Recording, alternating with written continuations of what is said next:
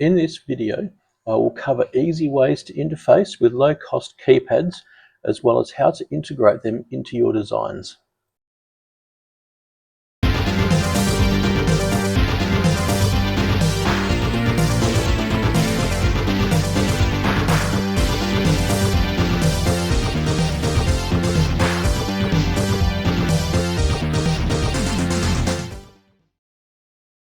These keypads are relatively cheap at 80 cents each, but the pin header is on the wrong side of the board for them to be convenient. So let's start by looking at how we can design our way around this. Here I have created a few useful parts in Tinkercad.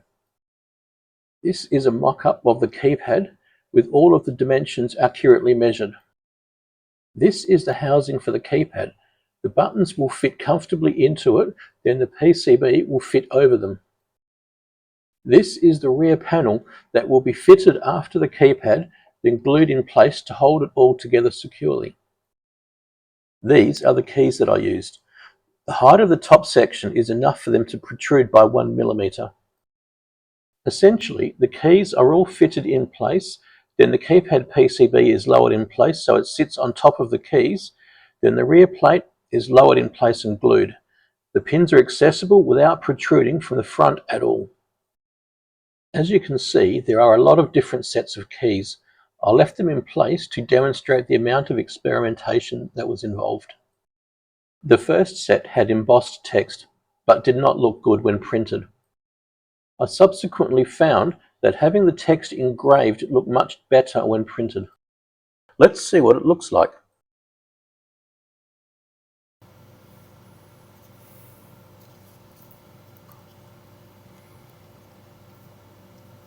As you can see, there's plenty of room to solder wires or a small Vero board to the pins.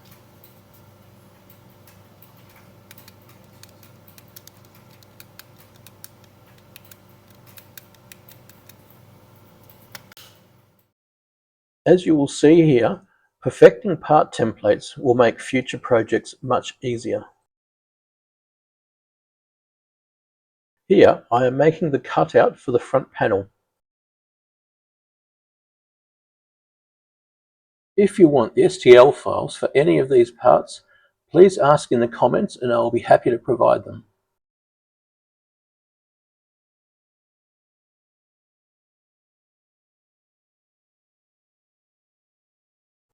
Here I am centering it.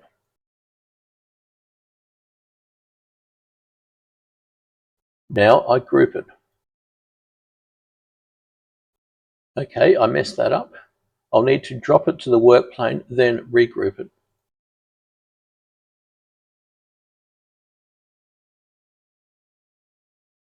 Now to move the frame in place. Center it, then group it.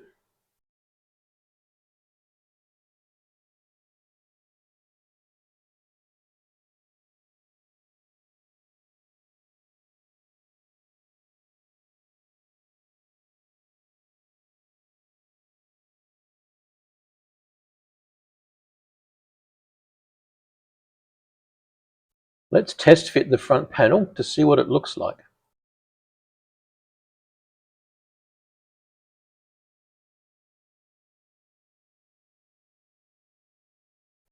There's a gap along the right side, so I'll just need to fix that.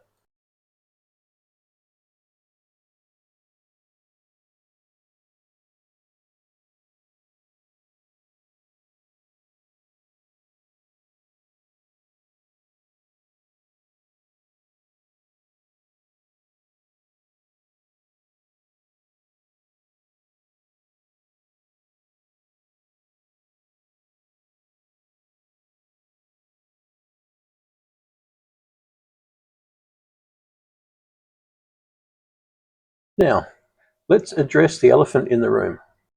My Ender 3 is a great printer, but it was never designed for this kind of resolution, and it shows. I plan on using these keys in an upcoming project, so I want them to look and feel much better than this. For these rare situations where the Ender 3 is just not good enough, I'll outsource the production. Justway are friendly and easy to work with, so I'm going to send them the keys to print using better equipment.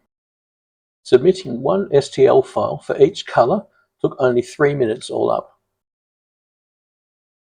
A lot of people own several different printers for different purposes, but I can only afford the Ender 3, and it's rare that I need better quality than it can provide.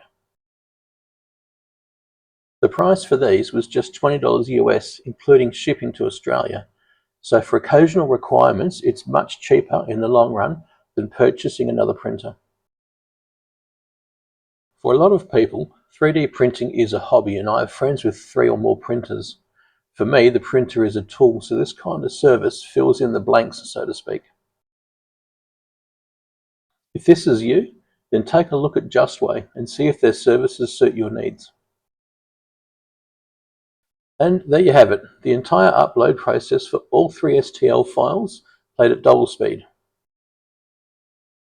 Now, I just need to wait for the parts to arrive. I went for the cheapest delivery option, but I could have them here in half the time if I wasn't so stingy.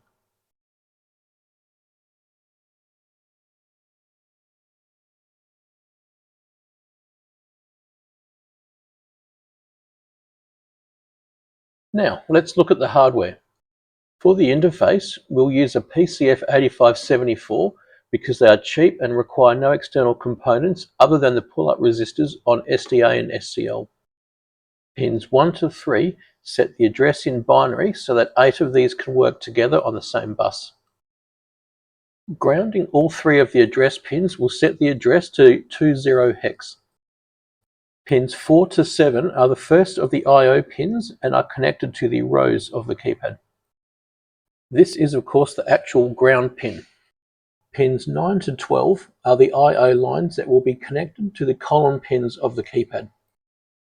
Pin 13 is the interrupt output and is not used here.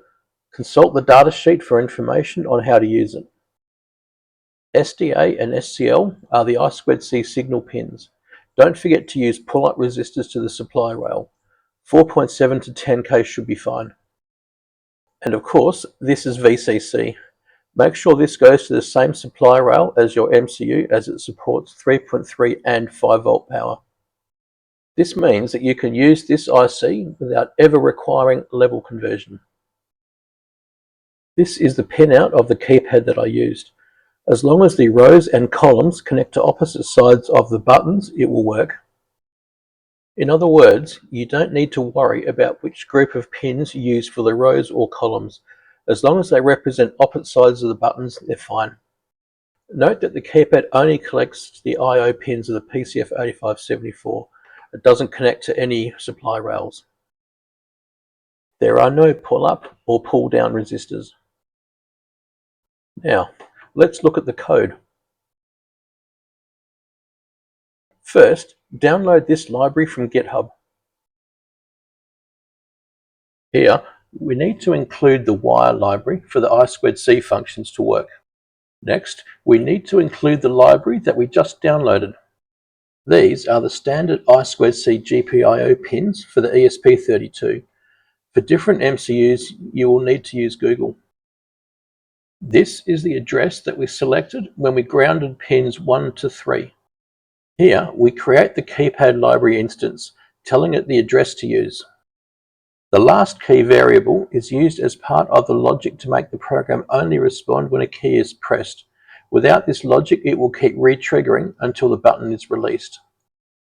This function is optional. If you need it, just copy it as is. This function scans the I2C bus and lists any addresses that acknowledge.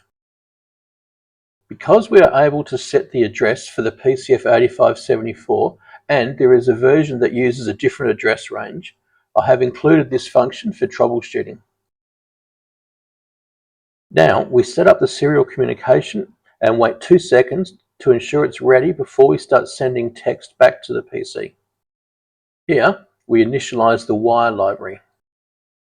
Now we do the optional I2C scan. You can leave this out completely and add it in if you have any problems.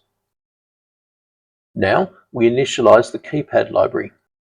In the loop, I am just reading the keypad. then sending the number between 0 and 15 to the serial monitor on the PC each time a key is pressed. The rest of the code in the loop is just there to make sure that it only triggers when a key is first pressed. This can be done in a number of different ways, and the code could be tidier. If you test this code, you will find that keys sometimes repeat. This is due to bouncing, which I'll now show you how to fix. For now, you should just use this test code to map the numbers sent to the PC to the functions of each key. Here is the new loop code. The only difference is that it calls a function called process instead of printing the value to the PC.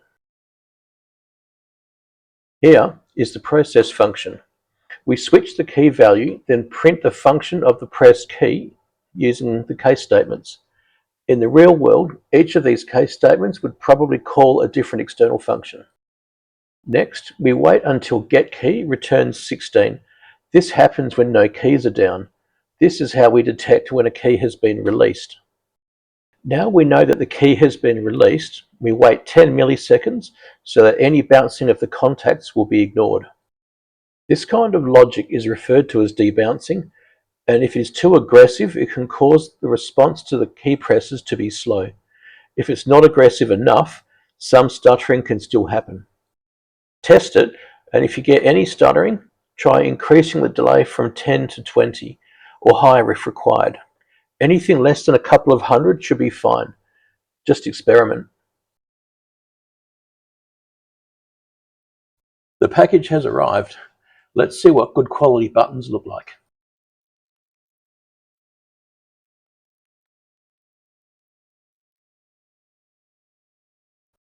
They are well packaged.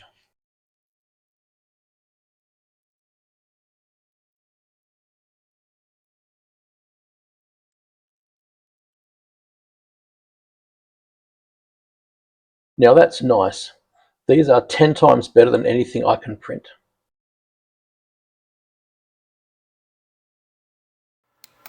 In case you are wondering, these buttons will be used for a future project. The frame is just a test print, so I didn't get it professionally printed.